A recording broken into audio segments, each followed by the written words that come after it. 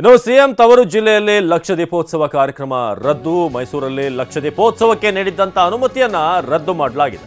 CM ತವರು ಜಿಲ್ಲೆ ಮೈಸೂರಿನಲ್ಲಿ ಲಕ್ಷ ದೀಪೋತ್ಸವಕ್ಕೆ ನೀಡಿದ್ದಂತ ಅನುಮತಿಯನ್ನ ರದ್ದು ಮಾಡಲಾಗಿದೆ. ಲಕ್ಷ ದೀಪೋತ್ಸವಕ್ಕೆ ಅನುಮತಿ ರದ್ದುಪಡಿಸಿ ಪೊಲೀಸರು ಆದೇಶವನ್ನ ಹೊರಡಿಸಿದ್ದಾರೆ. ಮೈಸೂರಿನ ಅಶೋಕ್ ರಸ್ತೆಯಲ್ಲಿದ್ದಂತ ಲಕ್ಷ ದೀಪೋತ್ಸವ ಸಂಚಾರಕ್ಕೆ ಅಡೆತಡೆ ಆಗುವಂತಹ ಕಾರಣದಿಂದ ಈ ಒಂದು ಪರ್ಮಿಷನ್ ಅನ್ನು ರದ್ದು ಮಾಡಲಾಗಿದೆ.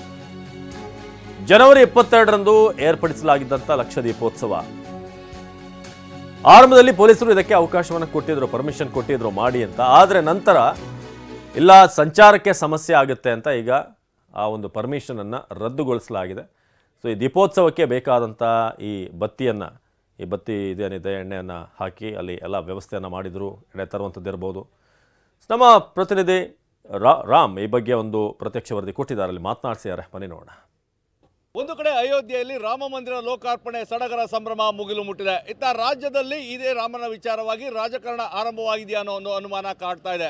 ಯಾಕಂದರೆ ಸಾಂಸ್ಕೃತಿಕ ನಗರಿ ಮೈಸೂರಿನಲ್ಲಿ ಆಯೋಜಿಸಿದಂಥ ಲಕ್ಷ ದೀಪೋತ್ಸವಕ್ಕೆ ಕೊನೆ ಕ್ಷಣದಲ್ಲಿ ಪೊಲೀಸರು ಅನುಮತಿಯನ್ನ ನಿರಾಕರಿಸಿದ್ದಾರೆ. ಮೈಸೂರಿನ ವಾಸವಿ ಮಂದಿರದ ಬಳಿ ಅಂದರೆ ಅಶೋಕ ರಸ್ತೆಯಲ್ಲಿರುವಂತಹ ದೇಗುಲದ ಬಳಿ ಲಕ್ಷ ದೀಪೋತ್ಸವವನ್ನು ಆಯೋಜನೆ ಮಾಡಲಾಗಿತ್ತು. ಈ ಬಗ್ಗೆ ಮಾತಾಡಲಿಕ್ಕೆ ಆ ಒಂದು ಲಕ್ಷ ದೀಪೋತ್ಸವ ಆಯೋಜಿಸಿದಂಥವ್ರು ನಮ್ಮ ಜೊತೆಗಿದ್ದಾರೆ. ಸರ್, ಪ್ರಮುಖವಾಗಿ ಲಕ್ಷ ದೀಪೋತ್ಸವ ಪ್ರಧಾನಿಯವರ ಕರೆಯ ಮೇಲೆ ಒಂದು ಎಲ್ಲ ಕಾರ್ಯಕ್ರಮ ಆಗಿತ್ತು. ಈಗ ಕೊನೆ ಕ್ಷಣದಲ್ಲಿ ರದ್ದು ಮಾಡಿ ಅಂತೇಳಿ ಪೊಲೀಸರು ಹೇಳ್ತಾ ಇದ್ದಾರೆ. ಹಿಂದೂ ಭಾವನೆ ಅಂದ್ರೇ ದೀಪ.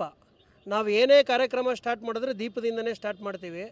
ಅದೇ ರೀತಿ ನಮ್ಮ ದೇಶದ ಪ್ರಧಾನಮಂತ್ರಿಗಳು ಒಂದು ಆದೇಶ ಕೊಟ್ಟಿದ್ದರು.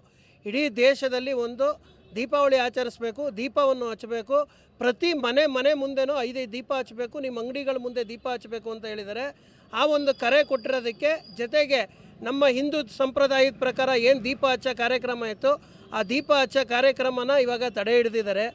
ಆ ದೇವರು ಪ್ರಭು ಶ್ರೀರಾಮಚಂದ್ರ ಯಾರ್ಯಾರು ತಡೆ ಹಿಡಿದಿದ್ದಾರೆ ಅವ್ರಿಗೆ ಸದ್ಬುದ್ಧಿ ಕೊಟ್ಟು ಈಗಲೂ ಕಾಲ ಮಿಂಚಿಲ್ಲ.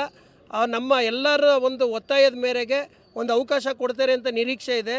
ದೀಪಾವಳಿ ಆಚರಣೆನ ದೇಶಾದ್ಯಂತ ಮಾಡಬೇಕು ಅಂತ ಒಂದು ವಿಶೇಷವಾಗಿ ಹೇಳಿಕೆ ಮೇರೆಗೆ ನಾವು ಈಗಾಗಲೇ ಎಣ್ಣೆ, ದೀಪ ಮತ್ತು ಬತ್ತಿ ತುಂಬ ಲಕ್ಷ ದೀಪೋತ್ಸವ ಅಂದರೆ ಲಕ್ಷ ದೀಪಗಳು ಬೇಕಾಗುತ್ತೆ. ಮತ್ತು ಇದಕ್ಕೆ ಬೇಕಾಗೋಂಥ ಸಾಮಗ್ರಿಗಳಿರ್ಬೋದು, ಇದನ್ನು ಹಚ್ಚೋ ಅಂಥ ವಾಲಂಟಿಯರ್ಸ್ ಇರ್ಬೋದು, ಇದು ಎಲ್ಲನೂ ನಾವು ಕ್ರೋಢೀಕರಣ ಮಾಡಿಕೊಂಡು ಈಗಾಗಲೇ ನಾವು ಪ್ರತಿಯೊಂದು ರೆಡಿ ಮಾಡ್ಕೊಂಡಿದ್ವಿ. ಈ ಮೊನ್ನೆ ಬಂದಂತಹ ಆದೇಶ ನಮಗೆ ತುಂಬ ನೋವನ್ನು ಉಂಟು ಮಾಡಿದೆ. ಇದು ಲಕ್ಷ ದೀಪೋತ್ಸವಕ್ಕೆ ಸಿದ್ಧತೆ ಮಾಡಿಕೊಂಡಿದ್ದಂಥ ಮಾತು. ಅಂದರೆ ನಾವು ಲಕ್ಷ ದೀಪೋತ್ಸವವನ್ನು ನಮ್ಮ ಸಂಸ್ಕೃತಿ ಪರಂಪರೆಯ ಹಿನ್ನೆಲೆಯಲ್ಲಿ ಶಾಂತಿಯುತವಾಗಿ ಮಾಡುವಂಥ ಕೆಲಸಕ್ಕೆ ಮುಂದಾಗಿದ್ದು.